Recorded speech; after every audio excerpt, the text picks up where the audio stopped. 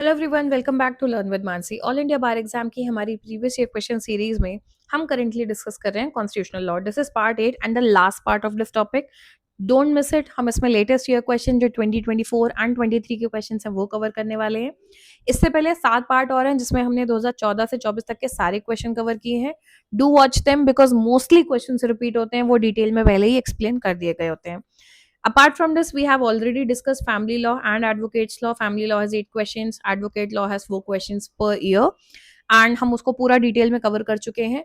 जरूर देखना, प्रैक्टिस करना। Once you are done with all this, तुम 20 क्वेश्चंस के लिए अप्रॉक्स तैयार हो चुके हो based on previous year questions. इसके बाद कल से हम पहले पीआईएल कवर करेंगे, 1 या 2 parts maximum, and then we'll start with the next topic tomorrow night. Okay, stay tuned and let's get ahead without wasting any time. पहला क्वेश्चन देखते हैं। Provisions relating to GST are inserted in the constitution by. Repeat question है, किस provision के अंदर आया है। GST का एक्ट देखोगे जाके, आर्टिकल देखोगे सॉरी जाके, उसमें फुटनोट देखोगे तुम्हें पता चल जाएगा। ऑप्शंस हैं 101st, okay, second option is 102nd, third is 84 and fourth is 77। 2016 के ही हैं सारे। तो हमसे पूछा गया है कौन सा, ठीक है। The correct answer is a 101, 101st amendment act 2016। Goods and services tax council देखोगे, आर्टिकल को देखोगे तो यहाँ फुटनोट मेंशन्ड है। फुटनोट 1 क्लियरली मेंशंस कि किस ईयर का है, ठीक है। आगे बढ़ते हैं। Which of the following constitutional amendment act was passed in the light of advisory opinion received in रे बेरुबारी केस। रे बेरुबारी केस में जो एडवाइजरी इशू हुई थी उसके बेसिस पे कौन सा कॉन्स्टिट्यूशनल अमेंडमेंट एक्ट किया गया था। ऑप्शंस हैं 4th, 7th, 9th या फिर 11th। जब भी अमेंडमेंट देखो, मैं अभी ये बात बोल दे रही हूँ, कभी किसी और क्वेश्चन में प्रॉब्लम ना हो। यहाँ पे तो ये ईयर्स करेक्ट दिए हुए हैं। कई बार क्या होता है कि मान लो फॉर एग्जाम्पल अगर 4th आंसर है और यहाँ 1955 सही ईयर है, तो क्या होता है इसको भी 4th कर देंगे और ये ईयर जो है 1958 कर देंगे। तो आप 4th पढ़ोगे और टिक कर दोगे, पता चला ईयर गलत लिखा हुआ था। तो हमेशा ईयर भी ध्यान से पढ़ना और अमेंडमेंट भी। यहाँ अमेंडमेंट ही अलग है इसलिए उसका स्कोप बहुत कम है, ठीक है। बेरुबारी केस के बेसिस में कौन सा अमेंडमेंट आया था। ऑप्शन है 4th, 7th, 9th या 11th। Correct answer is 9th amendment 1960 में। तो बेरुबारी केस क्या था। बेरुबारी यूनियन जो वेस्ट बंगाल में है उसका एक पार्ट हमें ट्रांसफर करना था पाकिस्तान को, ठीक है। इंडियन टेरिटरी का एक पार्ट ट्रांसफर होना था। सुप्रीम कोर्ट ने एडवाइस किया कि पार्लियामेंट ऐसा नहीं कर सकता बिना कॉन्स्टिट्यूशन को अमेंड किए। तो उस बेसिस पे 9th अमेंडमेंट एक्ट 1960 में आया था जिसके बेसिस पे सर्टेन टेरिटरीज ट्रांसफर हुई थी पाकिस्तान को। नेक्स्ट क्वेश्चन देखते हैं। Which of the following statement is correct about 106th Constitutional Amendment Act? अभी आपको अलग से किताब में कहीं नहीं मिलेगा तो आप सोचोगे इसको कैसे करें। ऑप्शंस पढ़ो, उनमें जो आर्टिकल्स मेंशन्ड है उनको जागो और फुटनोट जाके देखो जैसे बताया था प्रीवियस ईयर क्वेश्चन में। पहला, इट इंट्रोड्यूसेस आर्टिकल 239A। जाओ देखो, उसमें देखो जो डिटेल मेंशन्ड है वो फुटनोट में मेंशन है कि नहीं वहां पे। 106th कॉन्स्टिट्यूशनल अमेंडमेंट एक्ट, ठीक है। It introduces Article 239A by which seats are reserved for women in Legislative Assembly of the National Capital Territory of Delhi। जहां पे भी ये दिया हो 239A में, उसमें जाके देखो क्या फुटनोट में मेंशन है कि ये यहाँ से आया है। अगर हाँ तो फिर ऑप्शन ए सही होगा, ठीक है। आगे बढ़ते हैं। सेकंड स्टेटमेंट दी है, it introduces article 338 providing for the reservation of seats for women in the house of people, ठीक है। It also adds Article 334A, which states in that the same said amendment will commence after the first census have been taken after the commencement of the said act। 334A article किस बारे में लिखा है, बोल रहा है कि जो अमेंडमेंट बोला गया है वो कमेंस होगा जब फर्स्ट सेंसस हो चुका होगा after the commencement of this act. क्या ये बात इस अमेंडमेंट से एक्ट हुई थी, ऐड हुई थी, ये पूछा है। और फोर्थ स्टेटमेंट है, द अबव स्टेटेड यानी ये shall cease to have effect on the expiration of a period of 15 years। Options देखते हैं। Option A 1, 2 and 3, okay. Option B 1, 3 and 4, okay. Option C 2, 3 and 4 या फिर option D all of these. इसका correct answer search करो, bare act लो, video pause करो, search करो। सबसे अच्छा क्वेश्चन है प्रैक्टिस के लिए क्योंकि तुम्हें 2 से 3 एक्ट्स में घुमा रहा है, ये बहुत अच्छा हाथ सेट होगा। चलो आंसर देखते हैं। Answer is option B 1, 3 and 4। 239A पे जब जाके देखोगे तो देखो यहाँ पे ये जो पॉइंट है लिखा है, seats shall be reserve for women in legislative assembly of the national capital territory of Delhi, जो हमें यहाँ स्टेटमेंट दिया हुआ था। अब यहाँ पे इसका फुटनोट नंबर देखो 9 कहाँ लिखा है, 106th अमेंडमेंट एक्ट 2023, यानी ये पहला स्टेटमेंट सही है। जैसे ही पहला सही पता चला, ये तो एलिमिनेट हो गया तुरंत। अगला देखते हैं। यहाँ पे स्टेटमेंट नंबर 3 हम चेक कर रहे हैं। यहाँ पे आर्टिकल देखो 334A लिखा हुआ है, it will come into effect जब पहला सेंसस कमेंस हो चुका होगा, और यहाँ ब्रैकेट में ही लिख दिया है 106th अमेंडमेंट एक्ट, यानी स्टेटमेंट नंबर 3 सही है। अब जहाँ पे भी 3 नहीं है वो ऑप्शन एलिमिनेट, 3 सब में है। चलो 3 को चेक करने की जरूरत ही नहीं थी। जो ऑप्शन सब में दिख रहा है उसे तो वैसे ही मत चेक करो, उसमें टाइम खराब हो रहा है तुम्हारा। ऑप्शन नंबर 4 को चेक करते हैं। इसी के जस्ट तुरंत बाद लिखा है it shall cease to have effect on the expiration of a period of 15 years, यानी ऑप्शन 4 सही है। ठीक है, 3 सही है, 4 सही है, 1 सही है। 1 यहाँ पे है नहीं, ये पहले ही एलिमिनेट हो चुका था, तो आंसर बी हुआ। ठीक है, next question. Freedom of residence under article 19 of the Indian constitution is available in which of the following clauses. Article 19 देखो, क्लॉज 1 तो दिया है, उसके अंदर पॉइंट पूछा है ई, बी, जी या फिर डी। रेसिडेंस किस में मेंशन्ड है? Answer is article 19 1 E. Bare act attach नहीं किया है, जाके देखो। ऑप्शन ई लिखा था to reside and settle in any part of the territory of India. Next question. By which constitutional amendment was clause 4B inserted into Article 16? Same देखो amendment पे question है, अभी सिखाया। Options है 81, 91, 77 या 85। Answer is 81st Amendment Act। 81 answer है, ठीक है, 2000 में आया था। 4B को जाके देखो, फुटनोट नंबर 4 दिया है, 4 पे क्लियरली मेंशन्ड है। अगला क्वेश्चन।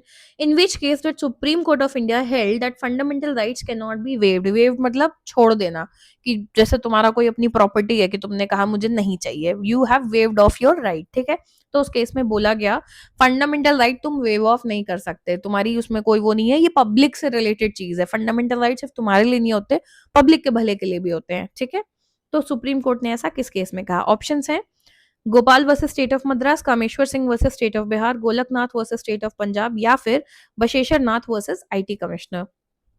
इसका correct answer is option D, Basheshwar Nath versus income tax commissioner 1959। ये इसमें बेसिकली हुआ क्या था, बहुत शॉर्ट में बताऊं तो इन्होंने एक कॉन्ट्रैक्ट एग्रीमेंट टाइप का किया था इनकम टैक्स कमिश्नर के साथ, जो बाद में इन्होंने बोल दिया था कि डिस एग्रीमेंट वायलेट्स आर्टिकल 14। तो फिर लेकिन पहले तो कोर्ट ने बोला कि आपने खुद से साइन किया था, यानी आपने वेव ऑफ कर दिए थे अपने राइट्स, इसलिए अब कुछ नहीं हो सकता। बट बाद में सुप्रीम कोर्ट ने कहा कि ऐसा कुछ नहीं है, अगर इंडिविजुअल कंसेंट भी कर दे तो इसका मतलब ये नहीं है कि उसके फंडामेंटल राइट्स वेव ऑफ हो जाएं। इसको ऐसे भी एक एग्जांपल ले सकते हो। मान लो कोई बहुत मजबूर गरीब आदमी है, वो आपके यहाँ बॉन्डेड लेबर के लिए अग्री कर जाता है, बट क्या बॉन्डेड लेबर सही है? नहीं, गलत है, वायलेशन है उसके राइट्स का। ठीक है, तो अगर कभी इस बारे में सवाल उठ जाता है तो उसका मतलब ये नहीं है कि वो आदमी कह दे अरे मैंने तो खुद ही हाँ बोला था, आप ये बोल दो। No no no no no, गलत है मतलब गलत है। Another example can be child labour. मजबूरी है, एक बच्चा काम कर रहा है, अपने आसपास सब बहुत बच्चे देखते होगे, ठीक है, डज दैट मीन कि वो सही है? नहीं, वो सही नहीं है। अगर उस पर कंप्लेंट हो तो एक्शन हो सकता है, क्योंकि चाइल्ड लेबर वायलेशन है राइट्स का, बात खत्म। वो बच्चा खुद कंसेंट कर रहा था, उसके माँ बाप कंसेंट कर रहे थे, इट डज नॉट मैटर। तो आप फंडामेंटल राइट्स अपने वेव ऑफ नहीं कर सकते, वो समाज के भले के लिए भी हैं। ठीक है, next question. In which case was a registered society held to be an authority for the purpose of article 12। हमने आर्टिकल 12 में पढ़ा है क्या क्या मेंशन होता है, वहां जाके बेयर एक्ट पढ़ना एक बार। ठीक है, किस केस में बोला गया कि अगर कोई रजिस्टर्ड सोसाइटी है उसे हम अथॉरिटी भी मान सकते हैं for the purpose of article 12? Options are Som Prakash versus union society, Ajay Hasia versus Khalid Mujib, Sukhdev versus Bhagat Ram या फिर R D Shetty versus international airport authority. The correct answer is B, Ajay Hasia versus Khalid Mujib. 1981 का केस है, शॉर्ट में बता देते हैं। इस केस में क्वेश्चन ये था कि अगर कोई सोसाइटी रजिस्टर्ड है under Jammu and Kashmir societies registration act और वो एक इंजीनियरिंग कॉलेज भी चला रही है, क्या उसे हम अथॉरिटी मान सकते हैं अंडर आर्टिकल 12? ठीक है, सुप्रीम कोर्ट ने कहा even if an organisation is registered as a society it can still be an agency of the state. भले आप सोसाइटी की तरह रजिस्टर्ड हो, पर अगर आप स्टेट की एजेंसी हो उस केस में आप आर्टिकल 12 के अंदर आओगे, अगर आप क्राइटेरिया फुलफिल करते हो। और इस केस में सुप्रीम कोर्ट ने अजय हासिया टेस्ट के बारे में बोला, जो 6 टेस्ट जो ये कंफर्म करेगा कि आप उसके अंदर आते हो या नहीं। वो टेस्ट यही थे कि सारा शेयर कैपिटल गवर्नमेंट का है, गवर्नमेंट का उसमें डीप एंड परवेसिव कंट्रोल है, इट परफॉर्म्स पब्लिक फंक्शन या गवर्नमेंट का फंक्शन करते हैं, मोनोपोली स्टेटस है, प्रोटेक्टेड बाय स्टेट है, फाइनेंशियली गवर्नमेंट पे डिपेंडेंट हो and it is created under a statute for public purposes. अगर ये चीजें हैं तो तुम आओगे स्टेट के अंदर। ठीक है, next is who can initiate impeachment proceedings against the president of India. बैराक खोलो, आंसर मिल जाएगा। ऑप्शंस है either house of parliament, supreme court, only Lok Sabha Rajya Sabha. Correct answer is a, either house of the parliament. 61 देखोगे article procedure for impeachment, वहां पे लिखा है कि either house of the parliament इसको इनिशिएट कर सकते हैं। Next question, which constitutional amendment act inserted GST? देखो सेम रिपीट हुआ है। ऑप्शन सी 101, इसको तो मैं एक्सप्लेन भी नहीं कर रही, अब भी बताया था, ठीक है। Next question, which article deals with the powers, privileges and immunities of the parliament and its members? Bear Act, once again. Option A 107, option B 105, option C 108 या फिर option D 102। Correct answer is B, article 105। Article 105 खोल के देखो, नाम ही है ये, powers, privileges etcetera of the house of parliament and the members and committees, index से सॉल्व हो जाएगा, ठीक है। अगला question, which of the following article of the constitution of india declares the supreme court shall be a court of record? देखो बहुत basic questions हैं, these are low hanging fruits. लोग बहुत केस लॉ की टेक्निकलिटी अगर तुम नहीं भी कवर कर पा रहे हो, मान लो 10 क्वेश्चन आते हैं कॉन्स्टिट्यूशनल लॉ से, लेट्स अज्यूम केस लॉ से 2 क्वेश्चन भी आ जाते हैं, 3 आ जाते हैं, तो भी तुम्हें 7 क्वेश्चन हर हाल में सही करने चाहिए। ये तो किताब से सॉल्व हो रहे हैं जो तुम्हारे हाथ में है, ठीक है। कौन सा आर्टिकल कॉन्स्टिट्यूशन का डिक्लेयर करता है कि सुप्रीम कोर्ट जो है कोर्ट ऑफ रिकॉर्ड का काम करेगा? 119, 111, 129 या फिर article 135? Correct answer is C, article 129। Index देखोगे, पूरी किताब खोलने की भी जरूरत नहीं, सिर्फ शुरू में इंडेक्स में पता चल जाएगा supreme court to be a court of record, article 129। Next question, the reports of the comptroller and auditor general of india relating to the accounts of a state shall be submitted to options, governor, committee on public undertakings, estimates committee या फिर public accounts committee. Comptroller and auditor general जो CAG का office होता है, वो जो report बनाते हैं relating to accounts of a state, किसको सबमिट होगी? ध्यान देना, स्टेट पूछा है, कैग की रिपोर्ट पूछी है। Option, article 151, option a governor is the right answer. यहीं पे सुन लो, कैग की रिपोर्ट अगर यूनियन से रिलेटेड है तो प्रेसिडेंट को सबमिट होती है, ठीक है, जो उसको बाद में इंश्योर करते हैं कि पार्लियामेंट के सामने रखी जाए। अगर वो रिपोर्ट स्टेट से रिलेटेड है तो वो गवर्नर को सबमिट होती है, और जो इंश्योर करते हैं कि उस स्टेट के लेजिस्लेचर के सामने उसे रखा जाए। यूनियन के केस में प्रेसिडेंट, स्टेट के केस में लेजिस्लेचर। यही क्वेश्चन वो एक ऑप्शन अभी प्रेसिडेंट भी दे सकते थे और आप फ्लो में उसे मार्क कर सकते थे। तो ध्यान देना क्या पूछा है, स्टेट पूछा है या यूनियन पूछा है, ठीक है। आगे बढ़ते हैं। The parliament enacts the fair housing act 2024 which includes the following provisions. ठीक है, पार्लियामेंट ने एक एक्ट इनैक्ट किया है। पहला प्रोविजन है section 3, prohibits discrimination in renting और selling houses based on religion, caste और जेंडर।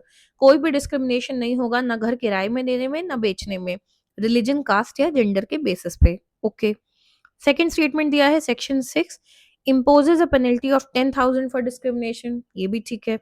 सेक्शन 10 दिया है statement number 3, makes it mandatory for landlords to disclose the religious background of all tenants in the previous 10 years।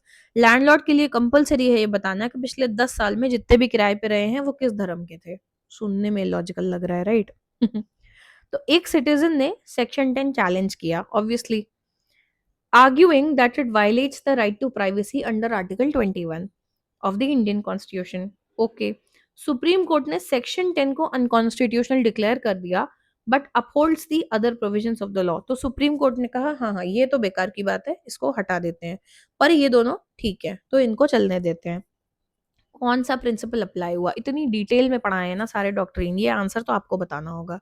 Options हैं doctrine of eclipse, doctrine of severability, doctrine of basic structure या फिर doctrine of colourable legislation.